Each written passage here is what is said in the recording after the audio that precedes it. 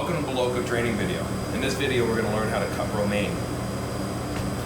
Romaine comes in and most likely it will have dirt within the leaves and possible rust spots along the stem edge. Unlike other vegetables, we're going to want to wash this once it's cut, not wash it before. So, first step we're going to do is take the tip of the leaves off. You see that they tend to get brown around the edges. Maybe a little bit of dirt in there. And they also don't have that crunch that the bottom part has that we're kind of looking for. We're going to trim that right off and then look at the leaves around. There are leaves that are like just looking a little bit dead or tired. We can either just rip them off or pluck them off the outside. Any of the excess dirt that's on here will get washed off in the fruit and vegetable wash when we get to that part. The second step is we're going to split this all the way down, completely in half, right?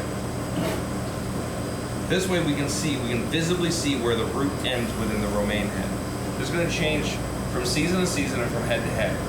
As the growing changes, the farm changes. Sometimes the root's going to come all the way up here, and sometimes it's going to be really small like this one.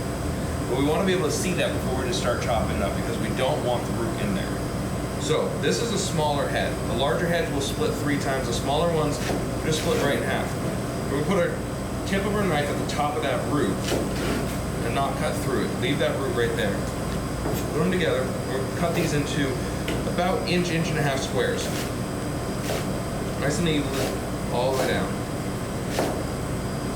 We're going to stop right above that root. So that's our waist. If you get past this, not only do you have chunks of root in there that hold it together, but they're also really bitter. Everything from that point forward should be individual pieces that we'll then put into the salad mixer. No.